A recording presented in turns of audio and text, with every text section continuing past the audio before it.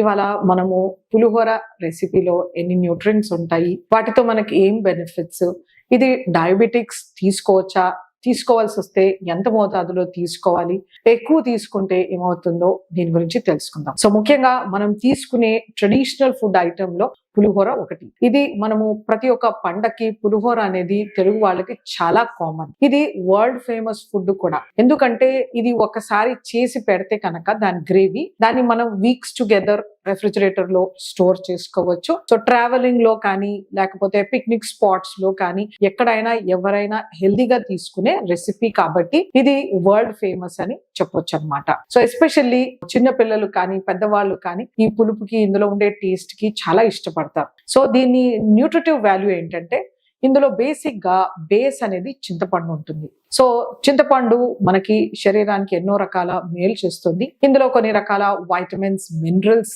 Anti oxidants లభిస్తాయి. అలాగే ఇది ఒక రకమైన లాక్సేటివ్, అంటే మోషన్ ని ఫ్రీ చేస్తుంది అనమాట. ఎవరికైతే వాతము, కాళ్ళ నొప్పులు ఉంటాయో అలాంటి వాళ్ళు దీన్ని అవాయిడ్ చేస్తే మంచిది. కొంతమంది డయాబెటిక్స్ లో ఆర్థరైటిస్ అలా ఉంటుంది కాబట్టి ఇలాంటి వాళ్ళు దీన్ని అవాయిడ్ చేయాల్సి ఉంటుంది. అలాగే వీటిలో మనకి ఎక్కువ మోతాదులో స్పైసెస్ అండ్ కాండిమెంట్స్ వేస్తాము. ముఖ్యంగా మనము ఆవాలు వేస్తుంటాం. ఆవాలు అనేది మన శరీరానికి ఎంతో శ్రేష్టమైనది.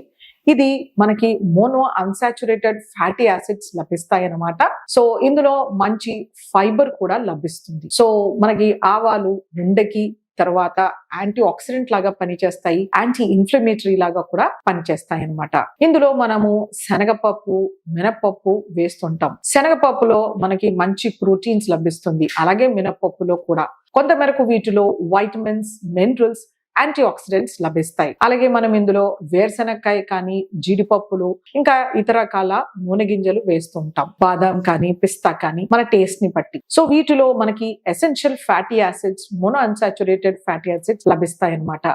సో ఇది కూడా ఒక హెల్దీ న్యూట్రియంట్ ఫుడ్ అని చెప్పొచ్చు. ఈ నట్స్ అండ్ ఆయిల్ సీడ్స్ లో కూడా మనకి మంచి ప్రోటీన్ కంటెంట్ అనేది లభిస్తుంది. అలాగే కొన్ని చోట్ల మనం వీటిలో నువ్వు పొడి కలుపుతూ ఉంటాం. సో నువ్వుల పొడిలో మనకి mono unsaturated fatty acids, antioxidants, iron, calcium, fibre లభిస్తుంది. అలాగే కొంతమంది ఇందులో అల్లం గుజ్జు వేస్తూ ఉంటారు. అల్లంని బాగా పేస్ట్ లాగా చేసి, ఇది ఒక మంచి anti inflammatory, anti oxidant and excellent digestive agent అని చెప్పొచ్చు అనమాట. సో ఇలా అల్లం ఫ్లేవర్ లోను, నువ్వుల ఫ్లేవర్ లోను వేసుకోవచ్చు. కొంతమంది దీంట్లో ఇంగువ వేస్తూ ఉంటారు. ఇంగువ అనేది ఒక anti oxidant, anti flatulent and cholesterol reducing food. So ఇది కూడా మనకు ఒక ఎక్సలెంట్ ఫుడ్ అని చెప్పొచ్చు. ఇందులో పసుపు వేస్తాం. పసుపు అందరికీ తెలిసింది మన శరీరానికి ఎన్నో రకాల మేలు చేస్తుంది. ఇది ఒక యాంటీబయోటిక్, యాంటీవైరల్, యాంటీ ఫంగల్, ఒక డయూరిటిక్, అంటే శరీరంలో ఉన్న ఎక్కువ నీరుని బయటికి తీసేస్తుంది అనమాట. సో పసుపుతో మనకి ఎన్నో రకాల బెనిఫిట్స్ ఉన్నాయి. కొన్ని ప్రాంతాల్లో రకరకాల ఇంగ్రీడియంట్స్ ని కలుపుతూ ఉంటారు. ఎస్పెషల్లీ మనకి తమిళనాడులో అయితే పెప్పర్ పౌడర్, అంటే మిరియాల పొడి వేస్తూ ఉంటారు. అలాగే ఎండు మిర్చిని కూడా కచ్చాపక్కా దంచి వేస్తూ ఉంటారు. సో ఈ పెప్పర్ కూడా మనకి anti flu, anti inflammatory, antiviral, anti bacterial, అలాగే డైజెషన్ కి కూడా ఎంతో మేలు చేస్తుంది. ఇందులో మనము రెడ్ చిల్లీస్ వేస్తాం. రెడ్ చిల్లీలో మనకి బీటా క్యారోటీన్ ఉంటుంది. అలాగే ఇది వెయిట్ రిడక్షన్ కి థర్మిక్ ఎఫెక్ట్ ఇస్తుంది. ఇది ఎంతో మేలు చేస్తుంది అనమాట.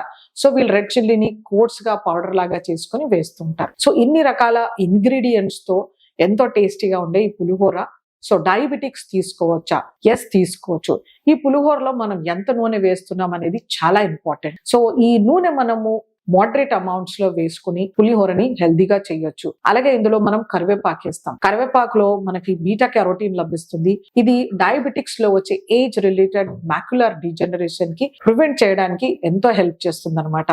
ఇందులో ఉండే ఐరన్ కంటెంట్, ఇందులో ఉండే సాల్యుబుల్ ఫైబర్, ఇన్సాల్యుబుల్ ఫైబర్, అలాగే మనకి ఇందులో ఉండే జింక్, సెలీనియం, మాగ్నీషియం, మ్యాంగనీస్ అనేవి ఎంతో మేలు చేస్తాయి డయాబెటిక్స్ కి.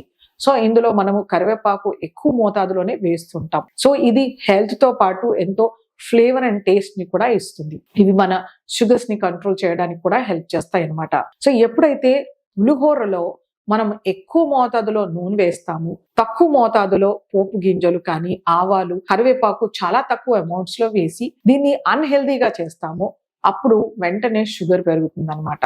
ఒకవేళ మనము ఇందులో నట్స్ కంటెంట్ ఎక్కువగా, అంటే పీనట్స్ కానీ ఆల్మండ్స్, క్యాషూ నట్స్, ఇవి ఎక్కువ మోతాదులో వేసి ఇందులో మనం తిరగమాతకు వేసుకునే శనగపప్పు, మినపప్పు, లేకపోతే మనం వేసే వేరుశెనక్కాయ, ఇవి కూడా ఎక్కువ మోతాదులో వేసాము. అలాగే కరివేపాకు, ఇంగువ, నువ్వుల పొడి కానీ, ఆవ పొడి కానీ ఇలాంటి వేస్ట్ చేసినప్పుడు ఇది చాలా హెల్దీ ఫుడ్ అవుతుంది డయాబెటిక్స్ కి.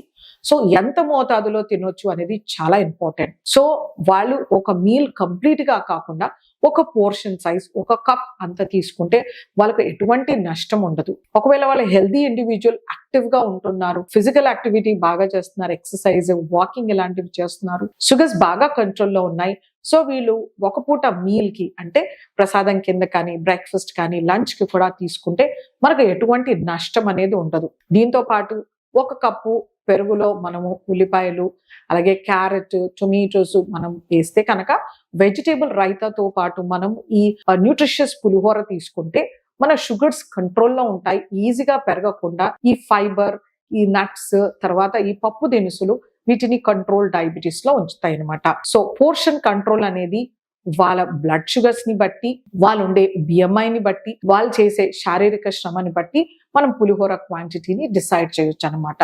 సో మొత్తానికి మనం ఎన్నో రకాల healthy, nutritious spices, nuts and oil seeds, పప్పు దినుసులు వేస్తున్నాం కాబట్టి పులిహోర అనేది ఒక హెల్దీ ట్రెడిషనల్ ఫుడ్. ఇది డయాబెటిక్స్ ఖచ్చితంగా తీసుకోవచ్చు. దీన్ని అన్కంట్రోల్ డయాబెటీస్ వాళ్ళు గోధుమ రవ్వతో కానీ, జొన్న రవ్వతో కానీ, సజ్జ రవ్వతో కానీ, ఓట్స్, క్వినోవా ఇలాంటి గింజ ధాన్యాలతో చేసుకుంటే కనుక వాళ్ళకి షుగర్స్ అనేవి ఇంకా బెటర్ కంట్రోల్లో ఉంటాయి అన్కంట్రోల్ వాళ్ళకి. కాకపోతే పోర్షన్ కంట్రోల్, ఎటువంటి గింజ ధాన్యం తీసుకున్నా కూడా అన్కంట్రోల్ డయాబెటిక్స్ కి జాగ్రత్తగా చూసుకోవాలి. నమస్తే.